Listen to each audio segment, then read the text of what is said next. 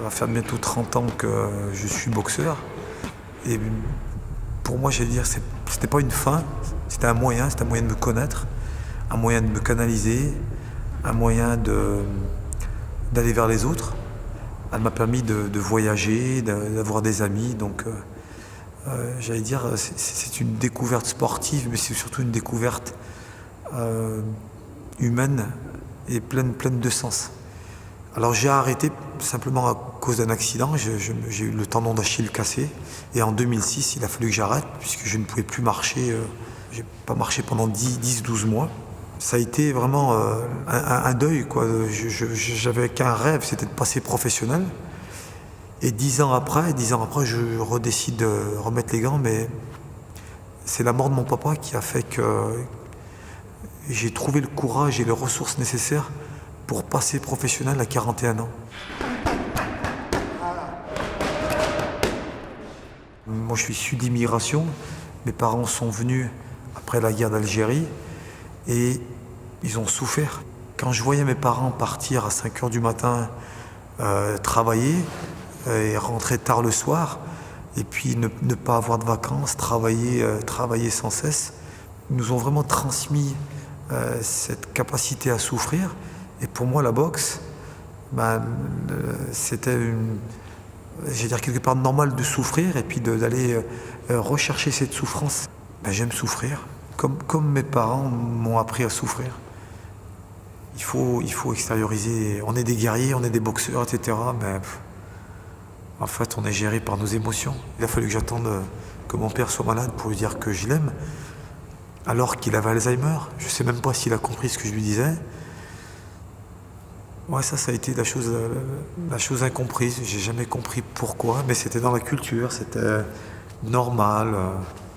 Mais je m'en suis rendu compte une fois qu'il était malade et qu'il allait partir.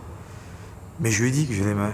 J'ai discuté avec lui, mais c'est peut-être un petit peu trop tard. Il perdait la mémoire, etc. Mais je lui ai dit, je l'ai serré fort dans mes bras, je l'ai accompagné jusqu'à la fin.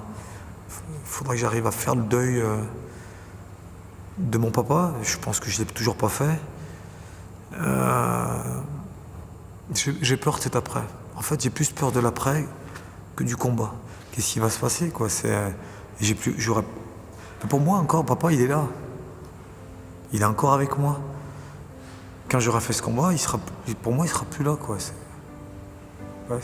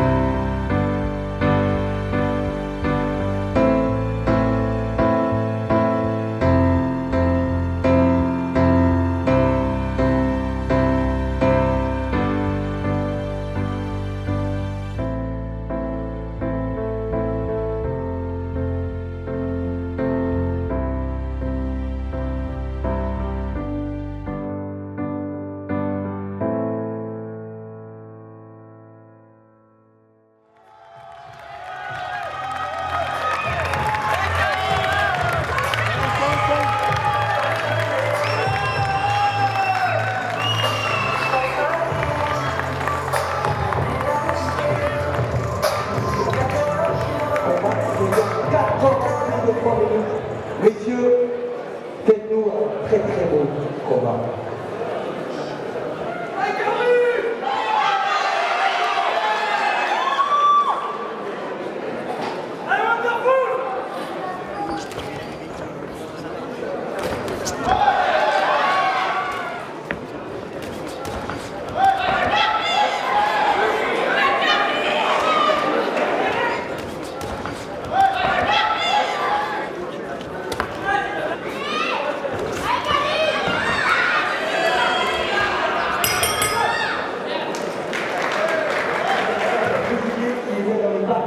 La chasse royale, donc on a regardé ce nom de Michel Grec, et puis ça permet de distinguer.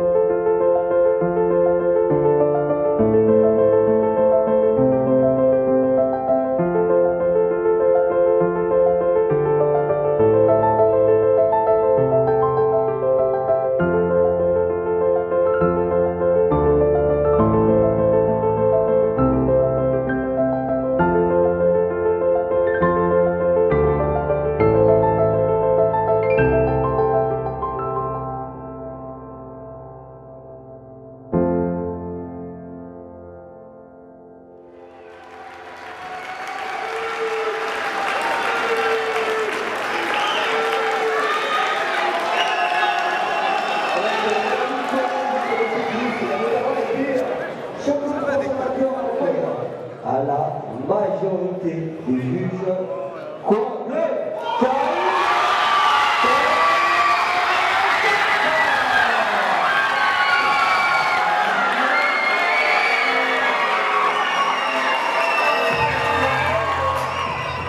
Quand j'ai perdu mon papa, j'ai dit je vais lui rendre hommage et je vais lui lancer un défi. Et ce défi, c'est de monter sur un ring pour lui. Et de lui rendre un dernier hommage. Donc comme ce soir, vous faites partie de ma famille, la famille des boxeurs, je vais vous demander, parce qu'il est parti le 23 mars 2015, il s'appelle Mouloud Sebzaf. Grâce à lui, j'ai réalisé deux rêves. Mon troisième rêve, c'était d'immortaliser ce soir avec vous en l'applaudissant. Voilà.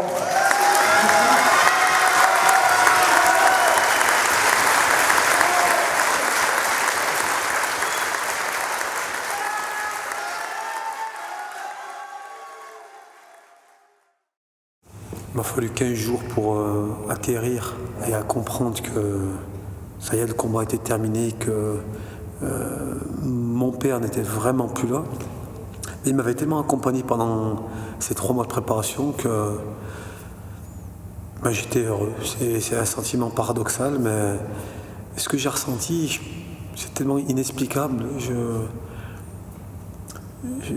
vais avoir l'impression d'être un petit peu foufou, mais j'ai l'impression d'avoir communiqué avec quelqu'un pendant plusieurs semaines, pendant plusieurs mois, et puis pendant le combat, je me suis senti intouchable. Et voilà, pour moi maintenant, la page est tournée, quoi.